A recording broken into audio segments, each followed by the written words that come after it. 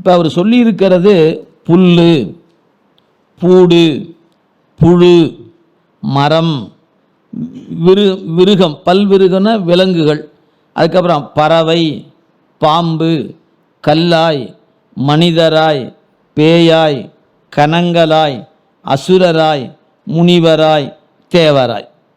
நீங்கள் எல்லாம் சொல்லிட்டான்னு நினச்சிடக்கூடாது. சும்மா கொஞ்சோன்னு சொல்லியிருக்கிறார். ஏன் கணக்கு எடுத்து பார்த்தீங்கன்னா நமக்கு 7 வகை பிறப்புன்னு சொல்லுவாங்க. 7 வகை. அந்த 7 வகை அப்படிங்கும் பொழுது தாவரம், அப்புறம் ஊர்வன, நடப்பன, பரப்பன, மனிதன், விலங்கு, தேவர் அப்படின்னு பிரிக்கணும். 7 வகையாக பிரிப்பது. இந்த ஒன்றுக்குள்ளேயும் ஒரு கணக்கு ஒன்று இருக்கிறது. தாவரத்தில் இத்தனை லட்சம் தாவரங்கள் இருக்கின்றன. வகை மட்டும், தாவரத்தின் எண்ணிக்கை இல்லைங்க, தாவரத்தினுடைய வகை சொல்வது. இப்போ நீங்கள் உதாரணத்துக்கு விலங்குகள் 10 லட்சம் வகைன்னு சொன்னீங்கன்னா மொத்தமே விலங்குகள் 10 லட்சம் இல்லை, ஒவ்வொரு வெரைட்டியாக நீங்கள் பிரிச்சிங்கன்னா 10 லட்சம் வகையான விலங்குகள் இருக்கின்றன. அப்போ ஒவ்வொரு பிரிவுக்குள்ளே எத்தனை கோடி உயிர் இருக்கிறது, எண்ணிறந்த உயிர்கள் இருக்கின்றன. இதான் நம்ம கணக்கில் வைத்து கொள்ளணும். நீங்கள் புரிஞ்சுக்கிறதுக்காக சொல்லணும்னு வச்சுங்களேன். இப்போ மீன் அப்படின்னு எடுத்துக்கிறீங்க, பல்வேறு வகையான மீன் இனங்கள் இருக்கின்றன. அதில் துள்ளி குதித்து விளையாடுகிற இயல்பு வாழை மீன் பேருக்கு பேர். மடையில் வாழை பாய மாதரார் குடையும் பொய்கை கோல காவுலான் அப்படின்னு தேவாரம் சொல்லுது. அப்போ வாழை மீன் ஒரு மீன் இருக்குது, அது துள்ளி துள்ளி குதித்து விளையாடும். அப்போ அந்த மீன் வகைகளில் ஒரு வகை தான். சரி, எத்தனை அந்த மீன் இருக்கும் அப்படின்னு கணக்கு போட்டிங்கன்னா எண்ணிக்கை சொல்ல முடியாத மீன்கள் இருக்கும். இப்போ திமிங்கலம்னு சொல்கிறோம், எத்தனை திமிங்கலம் இருக்குன்னு யார் கண்டுபிடிச்சி சொல்கிறது? ஏன், பசிபிக் பெருங்கடல்னு ஒன்று இருக்கிறது, இந்திய பெருங்கடல் ஒன்று இருக்கிறது, ஆர்க்டிக் பிரதேசம்னு ஒன்று இருக்குது. இங்கெல்லாம் எத்தனை கோடி உயிரினங்கள் தண்ணிக்குள்ளே இருக்குதுன்னு கண்டுபிடிக்க முடியலையே. அப்போ எண்ணிறந்த உயிர்கள் பிறப்புக்கு உட்பட்டு இருக்கின்றன. அதில் நீங்கள் ஒவ்வொரு உயிரின் கணக்கெல்லாம் சொல்ல முடியாது, வகை தான் சொல்லலாமே ஒழிய ஒவ்வொன்றில் இத்தனை இருக்குதுன்னு சொல்வது என்பது கடினமான ஒன்று. அப்போ இங்கே சொல்லப்பட்டது வகை தான் சொல்கிறார். புல்லின் வகை. புல்லில் எத்தனை புல் இருக்குது நமக்கு தெரியும், அருகம்புல் அப்படின்னு ஒன்று நல்லா தெரிஞ்ச புல் ஒன்று அருகம்புல் இருக்குது, கோரை புல் இருக்கிறது, எத்தனை வகை இருக்குது. இப்போ கீரைன்னு எடுத்துக்கொள்ளுங்களேன், தாவரம் எடுத்துக்கொண்டால் கீரை தாவர வகை தான். எத்தனை வகையான கீரை இருக்குது. வேப்ப மரத்தில் பல வகை இருக்கிறது. அரளி நாம் பயன்படுத்துகிற பூ, அதில் பல வகை அரளி இருப்பதை பார்க்குறோம். அதுக்கப்புறம் ஒவ்வொன்றையும் எடுத்துக்கிட்டிங்கன்னா வகை வேறு, ஒவ்வொரு வகைக்குள் எண்ணிறந்த பிரிவுகள் வேறு, அப்படி நிறைய பார்க்க முடிகிறது.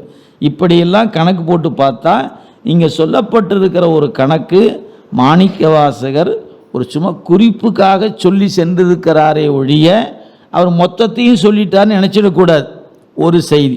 ரெண்டாவது, இங்கே சொல்லப்பட்ட எதுவுமே வரிசை பிரகாரம் இல்லை.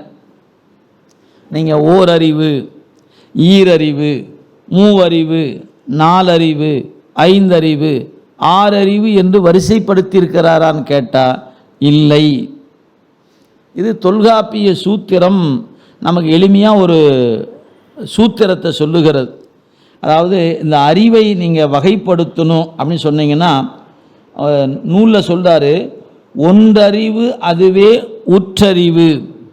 ஓரறிவு என்பது என்ன அப்படின்போது தொல்காப்பியம் சொல்லுது, ஒன்றறிவு அதுவே உற்றறிவே.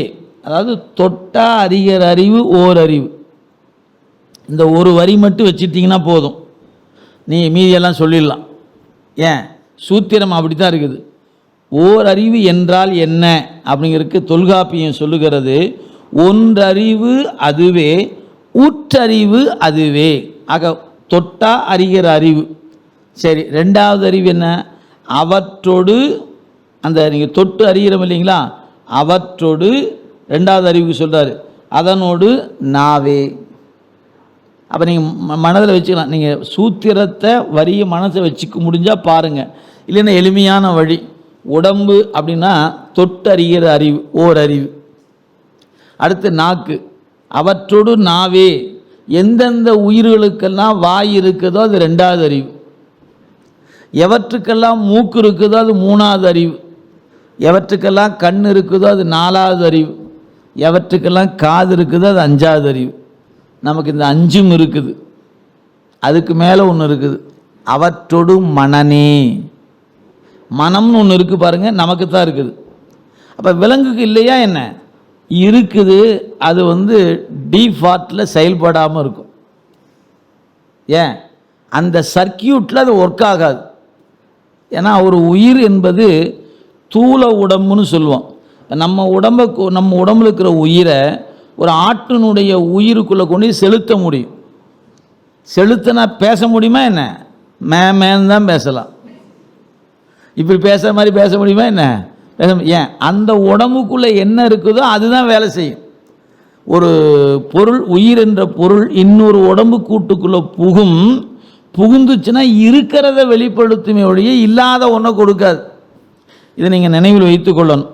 அப்போ தாவரம் என்கிற மரத்துக்குள்ளே நம்ம உயிரை கொண்டு ஒடுக்கி கொள்ள முடியுமா? ஒடுக்கிக்கலாம். நீங்கள் புராணங்கள்லாம் படித்து பார்த்தீங்கன்னா தெரியும், ஒருத்தரை கொல்லவே முடியல. ஏன்? அவன் எங்கேயோ ஒரு பக்கம் ஒரு கிளிக்குள்ளே தன் உயிரை கொண்டு போய் வச்சுட்டான், எனவே இவனை வெட்டுனாலும் உயிர் பெற்று வெந்துக்கிட்டே இருக்கிறான்னு படிச்சிருப்பீங்க.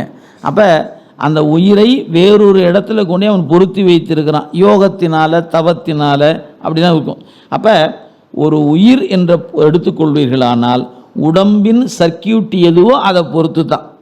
இப்போ மின்சாரம் வருதுங்க, காத்தாடிக்குள்ளே போச்சுன்னா சுத்த வைக்குது. ஏன்? அதில் ஒரு மோட்டார் வச்சுருக்கிறோம், சுத்த வைக்குது. அதுவே குளிர்சாதன பெட்டிக்குள்ளே போச்சுன்னா என்ன ஆகுது? அது குளிர வைக்குது. அயன் பாக்ஸ் போச்சுன்னா சூடாகுது. வருவது எல்லாம் ஒன்று தான், 240 வோல்ட்டு வீட்டுக்கு வருது மின்சாரம். ஆனால் 240 வோல்ட் மின்சாரம் வருவதாக இருந்தாலும் சர்க்கியூட்டு மாறும்போது அது சுடும், குளிரும், சுத்தும். இதில் எல்லாத்துக்கும் மின்சாரம் வேணும். மின்சாரம்னா வேலை இல்லை, ஆனால் அதுக்குன்னு ஒரு சர்க்கியூட்டுக்குள்ளே போகணுன்னு எப்படி அது வேறு வேறு செயல்பாட்டை குறியதாகிறதோ அதுபோல் உயிர் என்ற பொருள் தான் மின்சாரம் போல். அது ஒரு தாவரத்துக்குள்ளே போச்சுன்னா அதுக்கான வேலையை செய்யும், ஒரு ஆட்டுக்குள்ளே போச்சுன்னா ஆட்டுக்குள்ள வேலை இருக்கும், ஒரு மாட்டுக்குள்ளே போச்சுன்னா மாட்டுக்கானது, மனிதனுக்குள்ளே வந்துச்சுன்னா நிற்கும், நடக்கும், போகும், பேசும், எல்லாம் செய்யும். அப்போ நம்முடைய உயிரினுடைய அறிவுத்திறன் என்பதை தொல்காப்பியம் என்கிற சூத்திரம் சொல்லுகிறது. உற்றறிவு அதுவே ஓரறிவு. அவற்றோடு நாவே, அவற்றோடு மூக்கே, அவற்றோடு கண்ணே, அவற்றோடு செவியே, அவற்றோடு மனனே. 6 அறிவு முடிஞ்சு போச்சு. இப்போ 6வது அறிவு என்பது சிந்தனை செய்யக்கூடிய அறிவு.